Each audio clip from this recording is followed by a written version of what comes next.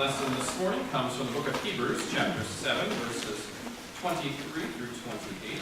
That can be found on page 1047 of your Pew Bibles.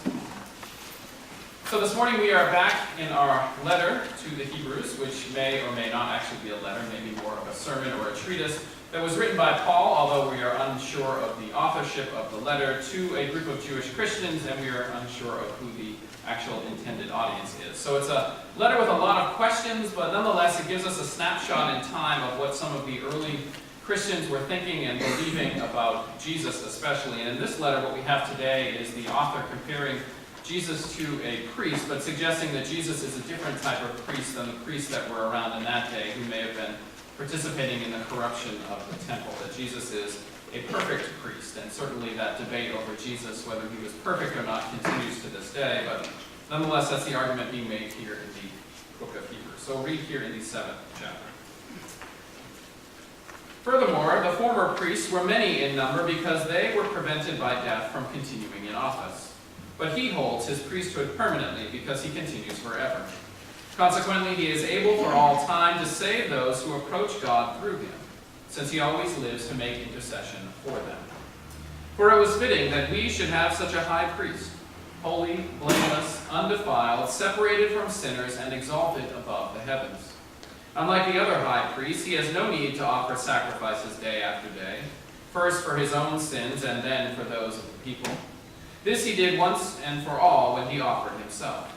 For the law appoints as high priests those who are subject to weakness, but the word of the oath, which came later than the law, appoints a son who has been made perfect forever. And then our gospel lesson is from Mark, chapter 10, verses 46 through 52, found on page 879. This is the last story in Mark's gospel before Jesus enters into Jerusalem on what we would consider to be Palm Sunday, the final events of his life.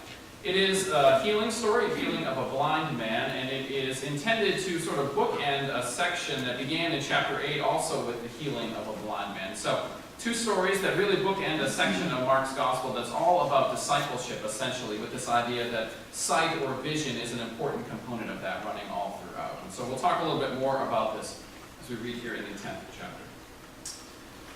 They came to Jericho. As he and his disciples and a large crowd were leaving Jericho, Bartimaeus, son of Timaeus, a blind beggar, was sitting by the roadside. When he heard that it was Jesus of Nazareth, he began to shout and say, "Jesus, son of David, have mercy on me." Many sternly ordered him to be quiet, but he cried out even more loudly, "Son of David, have mercy on me." Jesus stood still and said, "Call him here."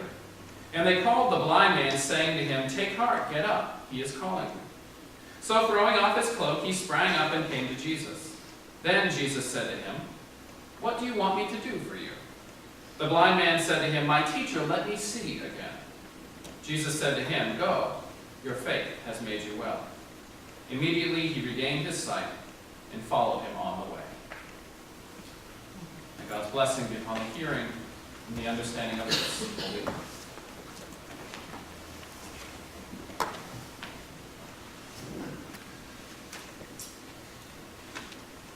So I have to confess that I blatantly stole this morning's sermon title from a colleague's post on Facebook.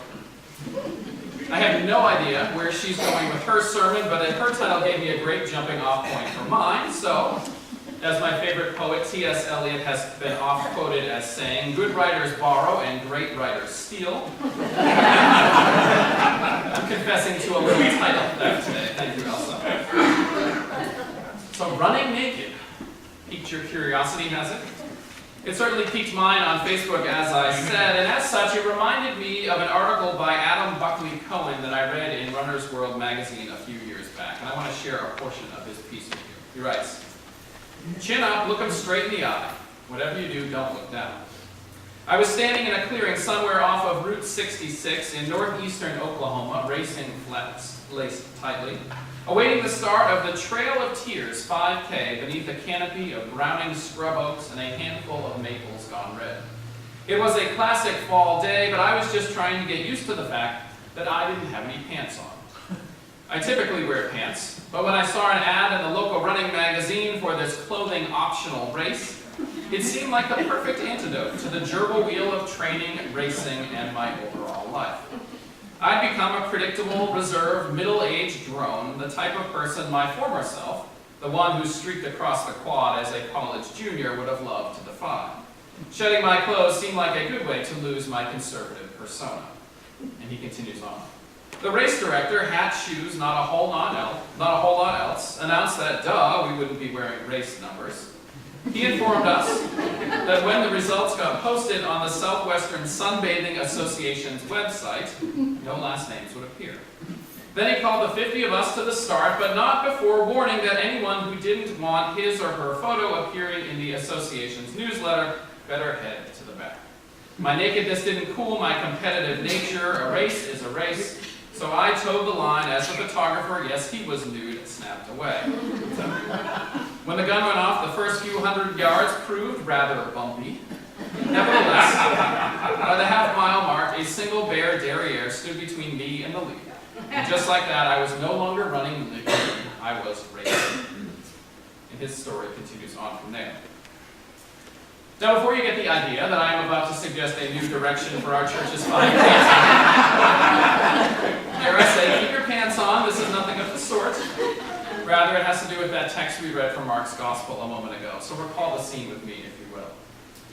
Jesus and his disciples, along with a large crowd, were leaving the city of Jericho on their way to Jerusalem to inaugurate what would become the final events of Jesus' life.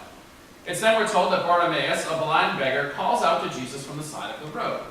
Have mercy on me. Now, the first thing to note about Bartimaeus is that he has a name. This may not sound significant, but it is unlike the many other people healed by Jesus who are given no such distinction. The word bar means son of, so Bartimaeus is son of Timaeus, literally son of honor. Clearly a little foreshadowing of where the story is headed. So Bartimaeus calls out to Jesus from the side of the road, but those who are surrounding Jesus urge Bartimaeus to be quiet. After all, he's not the one they want at the front of the welcome wagon committee for the celebrity miracle working prophet.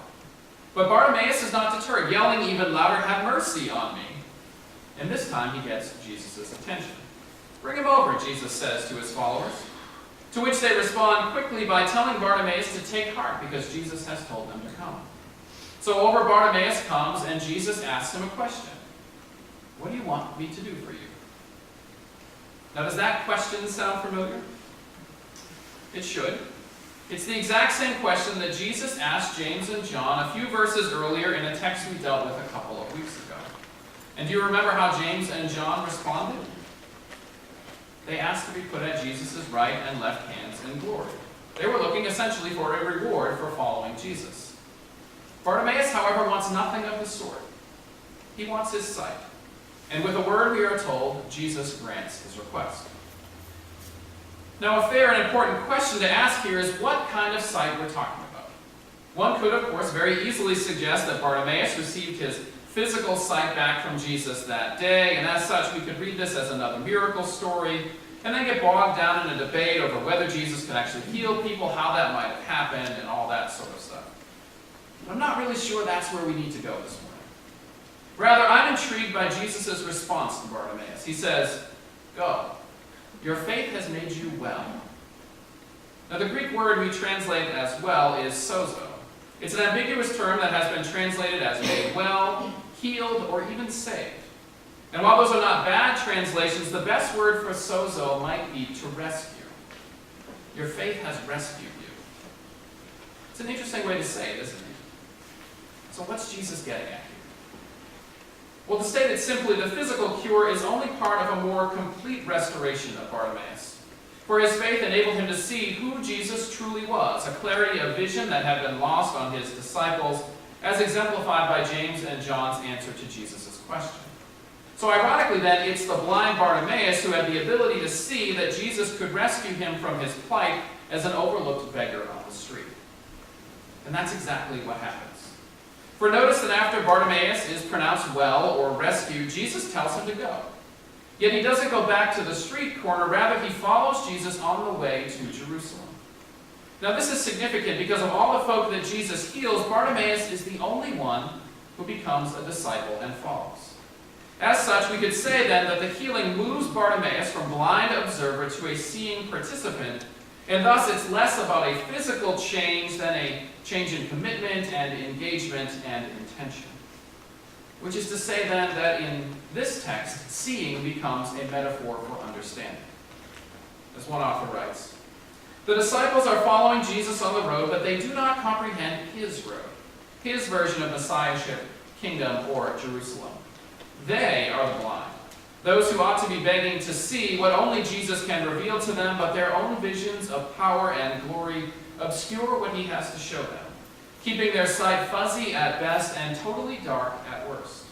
Blind Bartimaeus functions for Mark to show what a true disciple looks like. And to see what a true disciple looks like, we need to go back where we started this morning, running naked. Would you recall what Bartimaeus does when Jesus calls him from the side of the road? The text says that he throws off his cloak and goes to Jesus.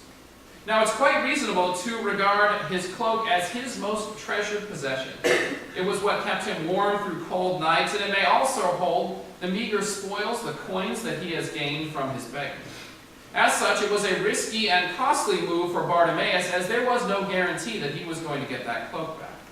So even though he likely had some kind of a shirt on underneath that cloak, Bartimaeus was, in a sense, running naked to follow Jesus.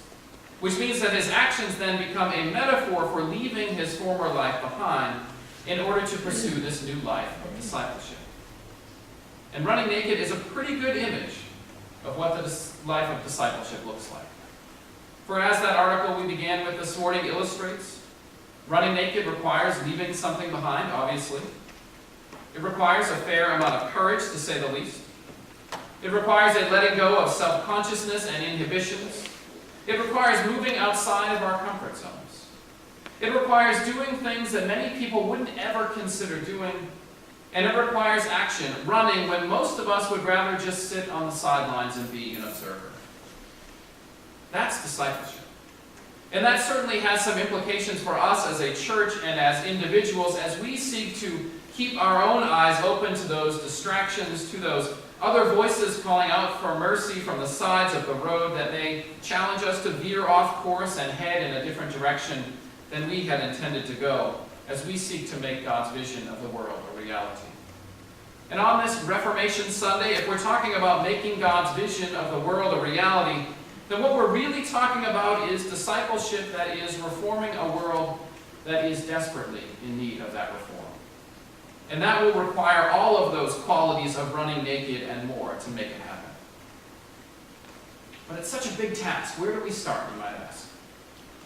Well, some 500 years after Martin Luther famously nailed his 95 Theses, or reforms of practice and theology that he wanted to see happen within the Catholic Church, to the door of that castle church in Wittenberg, Germany, some 500 years later, author Matthew Fox penned his own 95 Theses for the modern church.